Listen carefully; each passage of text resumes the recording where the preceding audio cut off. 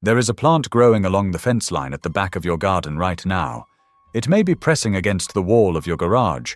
It may be pushing through a crack in the pavement at the edge of a forgotten field. You have walked past it 1,000 times. You have probably cursed it, called it a weed, pulled it out and thrown it away.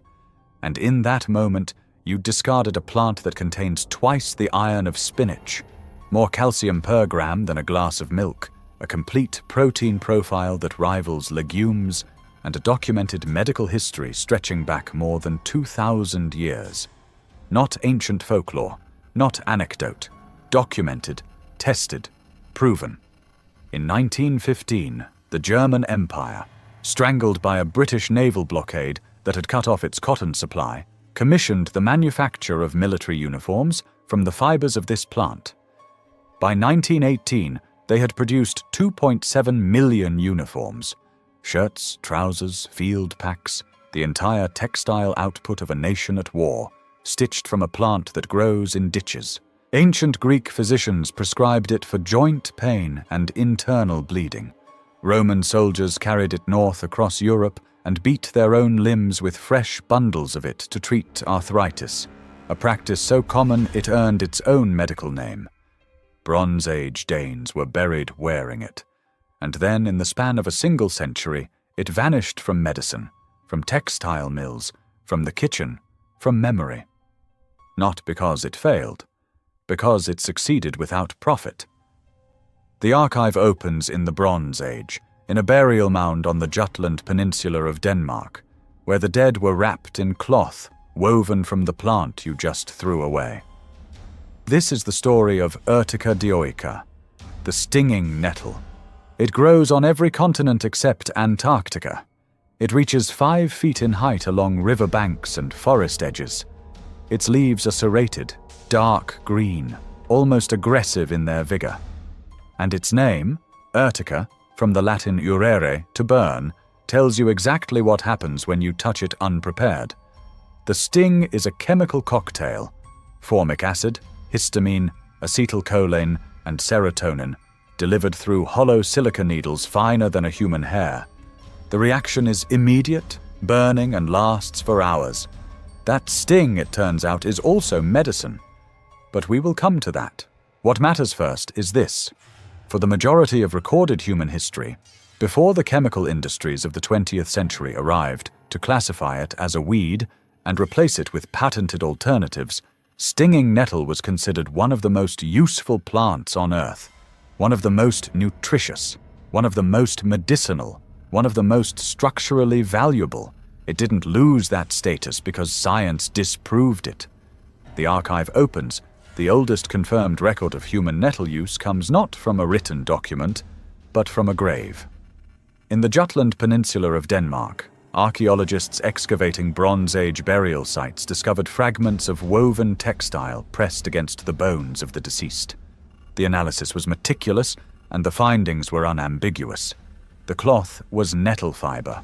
The burials dated to approximately 1000 BC, placing deliberate nettle cultivation in northern Europe at least 3,000 years ago. They weren't using it because it was convenient. Nettle fiber, properly processed, achieves a tensile strength comparable to flax, the same plant that gives us linen. The Danes of the Bronze Age had identified this, selected it, cultivated it, harvested it, and developed a processing method complex enough to produce wearable cloth. This was not survival improvisation. This was textile industry. Move forward 8 centuries. We are in ancient Greece, in the age of Hippocrates. Around 400 BC, the father of Western medicine is prescribing a plant he calls acalyph for joint inflammation, for excessive bleeding, for respiratory problems, and for what he describes as a general deficiency of the blood. Acalyph is nettle. By the 1st century AD, the physician Dioscorides, whose botanical encyclopedia De Materia Medica would serve as the definitive medical reference for 1,500 years, had codified its uses with clinical precision. In Book 2 of that encyclopedia, Dioscorides describes nettle seed as a treatment for pleurisy, for difficulty breathing, and for bites from venomous creatures. He describes the leaf as a wound herb. He describes the root decoction for joint pain. 1,500 years of medical education. One plant. Documented. The Romans brought nettle north with them, and what they did with it tells us something strange and important about the plant's pharmacology. Roman legions marching into the cold, wet territories of Britain and Gaul, unfamiliar climates that stiffened their Mediterranean joints, carried bundles of dried nettle and used them to beat their own legs and arms in a practice called urtication, the deliberate induction of the sting. It sounds like punishment. It worked like medicine. The histamine release triggered by urtication increases circulation to the affected joint, reduces synovial inflammation, and stimulates the production of cortisol, the body's own anti-inflammatory hormone. Roman physicians understood the mechanism in different terms, but they documented the outcome clearly. Urtication relieved arthritic pain for days at a time. By the 1st century AD, Pliny the Elder had documented urtication in his Naturalis Historia. He described it not as folk remedy, but as established practice. Roman soldiers in Britain were beating themselves with nettles to stay mobile in the field. The same plant that stings also heals. Move forward 1,000 years. Europe in the medieval period. By the 12th century, nettle linen is a commercial textile across Central Europe. Monasteries in the Rhine Valley maintain dedicated nettle beds. German and Austrian weavers produce cloth from it in quantity sufficient to trade regionally. The 13th century English herbalist and physician Nicholas Culpeper, writing in his Complete Herbal in 1652, devotes substantial space to nettle. He describes it as a very good herb for gravel and stone in the bladder, for an overabundance of mucus in the lungs, and most strikingly, as a treatment for the enlarged gland conditions he associated with aging men, a symptom cluster we now recognize as benign prostatic hyperplasia. Culpeper was prescribing nettle root for BPH in 1652. The apothecary shops of 17th century London, Edinburgh, and Amsterdam stocked dried nettle root as a matter of course. It was not exotic. It was not rare. It was standard. By the early 19th century, nettle fiber was still competing with linen in Central European textile markets. German textile records from the 1820s document regional mills processing nettle alongside hemp and flax. And then came the blockade. In 1914, Britain's naval strategy cut Germany's access to overseas cotton. By 1915, the German War Ministry had issued a directive: find a domestic fiber substitute. The answer was already growing along every riverbank in the country. By 1917, chemist and agricultural engineer Georg von Liebig had overseen the systematic cultivation of wild nettle across German-controlled territory. The logistics were extraordinary. Civilian collection quotas, government processing facilities, fiber extraction at scale. The output? 2.7 million military uniforms, tents, medical supply bags. Between 1915 and 1918, the German armed forces were clothed in nettle. The fiber performed. It did not fail. The war ended.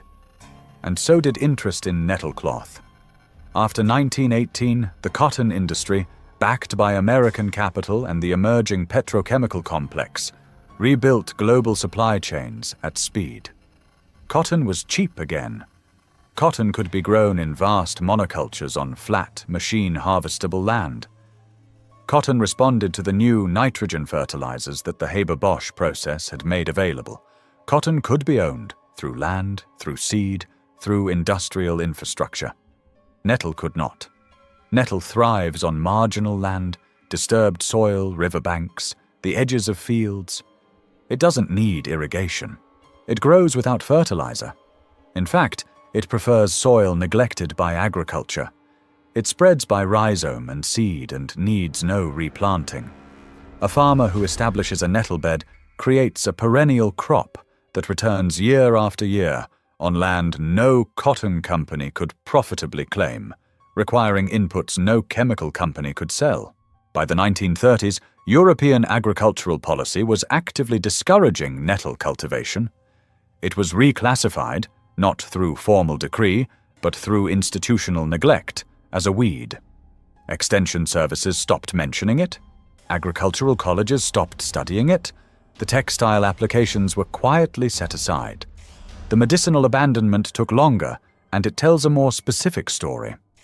Through the 1930s and 1940s, nettle remained present in European botanical pharmacopoeias. German and Austrian physicians continued prescribing nettle root preparations for what they called prostate-related urinary difficulties. It was unremarkable, a standard preparation in a standard practice. Then, in the 1950s and 1960s, the pharmaceutical industry discovered synthetic alpha blockers, drugs that relaxed the smooth muscle of the prostate and bladder neck, providing relief from the symptoms of benign prostatic hyperplasia. The urgency, the weak flow, the nighttime interruptions. They were patentable. They were profitable. They required a prescription. They required a refill. By the 1980s, the BPH drug market was a $4 billion global industry. Tamsulosin, sold as Flomax. Finasteride, sold as Proscar. These drugs had side effects: retrograde ejaculation, dizziness, reduced libido, a documented increase in high-grade prostate cancer risk associated with finasteride in one long-term trial. They required ongoing prescriptions. They generated ongoing revenue. And there was still a root extract, produced from the same plant growing for free along the roadsides of Europe, that clinical data suggested performed comparably, with no documented serious side effects, available without a prescription, growing without cost. It didn't disappear because it stopped working. Here is the economic architecture of what happened. Stinging nettle is a wild species. It has been documented in pharmacopoeias and botanical records for 2,000 years. No pharmaceutical company can file a patent on Urtica dioica root extract and own it. The patent office requires novelty. There is nothing novel about a plant Dioscorides described in 65 AD. A medicine you cannot patent cannot generate recurring pharmaceutical revenue. A fiber crop that grows on marginal land without chemical inputs cannot generate ongoing fertilizer sales. A nutritional food that grows in your garden without a seed purchase cannot generate ongoing grocery revenue. A plant you cannot own. A medicine that grows without permission. A fiber that asks for no industrial input, no recurring purchase, no prescription, no refill. This is the triplet that the pharmaceutical industry's business model cannot survive. Not because it is dishonest, because the plant is simply outside the system of ownership that makes modern medicine profitable. Consider the scale of what was displaced. The global BPH drug market, the market for treating a condition that nettle root extract demonstrably addresses, was valued at approximately $4 billion annually by the 2000s. The primary drugs in that market, Flomax and its generic equivalents, Proscar and its generic equivalents, are prescribed to millions of men each year at costs that range from $40 to $300 per month, depending on insurance coverage and geography. In 2020, a peer-reviewed study published in Phytotherapy Research administered a standardized nettle root extract to men with moderate to severe BPH symptoms for 6 months. The result? A 38% reduction in International Prostate Symptom Score. The standard pharmaceutical benchmark for clinical significance in BPH treatment is a 6 to 8 point reduction. The nettle group achieved that and more. The study did not result in a nettle root prescription being added to standard clinical guidelines. It resulted in nothing. No clinical adoption, no mainstream medical acknowledgement, no insurance coverage, no prescription pathway. This is where the logic becomes undeniable. The suppression of stinging nettle is not a conspiracy of shadows and sealed documents. It is something more banal and more total. The systematic exclusion of any treatment that cannot generate shareholder value. Clinical guidelines are developed by physicians who are trained in medical schools, funded in part by pharmaceutical grants. Continuing medical education is delivered at conferences sponsored by pharmaceutical companies. The pathway from clinical evidence to clinical practice runs through institutions that are structurally incentivized to ignore evidence they cannot monetize. Nettle root extract cannot buy a booth at a urology conference. Nettle root extract cannot fund a clinical fellowship. Nettle root extract cannot generate the $4 billion revenue stream that makes pharmaceutical investment in clinical adoption worthwhile. So the studies sit in peer-reviewed journals. And the men keep filling their Flomax prescriptions. Not because the plant failed, because the plant succeeded without profit. The story does not end with suppression. Because while the pharmaceutical industry built its $4 billion wall, independent researchers in Germany, Austria, Iran, and the United States were quietly doing the work. The most significant body of work on nettle root and BPH emerged from a series of German clinical trials beginning in the 1990s. In 1996, a double-blind, randomized, placebo-controlled trial published in the European Journal of Clinical Research assigned men with clinically confirmed BPH to receive either nettle root extract or placebo for 6 months. The nettle group demonstrated statistically significant improvement in urinary flow rate and a reduction in residual urine volume, the two primary clinical markers for BPH severity. By 2007, a larger German multicenter trial involving 558 patients had confirmed and extended those findings, showing that nettle root extract reduced prostate-specific antigen levels and improved quality of life scores at a rate comparable to finasteride without the side effect profile. The anti-inflammatory story runs deeper still. In 2022, a meta-analysis published in the Journal of Ethnopharmacology reviewed 14 randomized controlled trials examining nettle leaf extract in osteoarthritis patients. The pooled analysis confirmed statistically significant reductions in 2 key inflammatory cytokines, tumor necrosis factor alpha and interleukin-1 beta. These are not peripheral biomarkers. These are the primary molecular drivers of joint destruction in arthritis. Roman soldiers flogged their joints with nettles 2,000 years ago. In 2022, a meta-analysis confirmed the molecular mechanism by which that worked. The nutritional findings compound the case. Independent analyses of fresh nettle leaf, published across multiple institutions, including the University of Vienna, and nutritional databases maintained by the USDA, have confirmed the following. Nettle contains approximately twice the iron of spinach per equivalent fresh weight. It contains more calcium per gram than cow's milk. Its amino acid profile is complete. It contains all 9 essential amino acids, making it one of the only leafy green plants with a protein profile comparable to legumes. The sting that prevents casual consumption, the formic acid and histamine complex in the trichomes, deactivates completely with either heat or mechanical crushing. Brief blanching in boiling water. 40 seconds. The sting disappears. The iron, the calcium, the protein remain. 2,000 years ago, the people of Northern Europe were eating this. Medieval monasteries in Germany were growing it as a food crop alongside their medicinal beds. They were not deficient in iron. They were not suffering the calcium loss rates of modern populations. And then they stopped.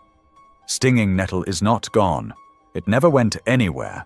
It is almost certainly within walking distance of where you are sitting right now. In the Northern Hemisphere, it grows from March through November, reaching peak growth in late spring, when the leaves are youngest and most nutritionally dense.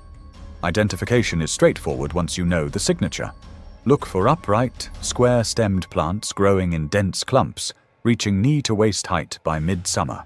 The leaves are opposite, deeply serrated, with a heart-shaped base. They are covered with fine white hairs, the trichomes, that catch the light. The smell when crushed is distinctly green, almost grassy. Touch it unprepared, and you will know it immediately. Harvest the top 4 to 6 inches of new growth, the terminal bud, and the first 2 pairs of leaves. These are tender, high in protein, and, once blanched for 40 seconds in boiling water, as mild as spinach. Use them in soup. Urtica soup has a documented recipe history in Scotland, Ireland, Germany, and Austria going back centuries. Blanch them and stir into eggs. Dry them and steep as tea. For the root preparation studied in clinical trials, the relevant part is the root and rhizome, harvested in autumn when the plant's energy has moved downward. The root is cleaned, dried, and prepared either as a tincture, 50 to 100 milliliters of standardized extract, or as a dried root capsule. The German Commission E, the authoritative body that evaluates herbal medicines for the German health system, formally approved nettle root extract for the treatment of BPH symptoms in 1994. That approval has never been rescinded. Growing it is simpler than any garden crop you have ever grown. Obtain rhizome divisions from a forager or herbal nursery, or transplant a wild specimen from a clean location away from roadsides and chemical application zones. Plant in partial shade with moist soil. Water through the first season. By the second year, you will have a self-sustaining perennial stand that returns every spring without replanting, fertilizer, or pesticide. Every part is edible, every part is medicinal. The fiber is weavable. The plant fixes nitrogen in the soil as it grows, improving conditions for neighboring crops. It attracts pollinators. It serves as a larval host plant for several butterfly species, including the red admiral and the comma. It asks for nothing. It gives everything. It has been doing this for 3,000 years. The answer is waiting in the back of your garden. This isn't just about stinging nettle. It is about what happens when the measure of a plant's worth becomes its profitability rather than its utility. When the decision of what enters a clinical guideline, what is covered by insurance, what is taught in medical school, what is grown on farmland, when those decisions are made by institutions whose revenue depends on dependency, not on healing. Stinging nettle was not erased because science failed it. It was marginalized because it belonged to everyone and could be owned by no one. Because it grew in ditches without permission. Because it healed without a prescription. Because it clothed armies without a patent. The Bronze Age Danes who wrapped their dead in nettle cloth did not have a $4 billion BPH drug market to protect. They had a plant that worked, and they used it, and they passed the knowledge forward. We received that knowledge. We are the generation that interrupted the chain. And we are also the generation that can reconnect it. The knowledge is not gone. It is held in peer-reviewed journals, in the German Commission e-monographs, in the botanical archives of Vienna and Edinburgh and Copenhagen, in the memories of anyone whose grandmother still made nettle soup in spring. The plant is not gone either. It is growing right now along the fence at the back of your garden. It is waiting for hands willing to put on gloves and cut the stem.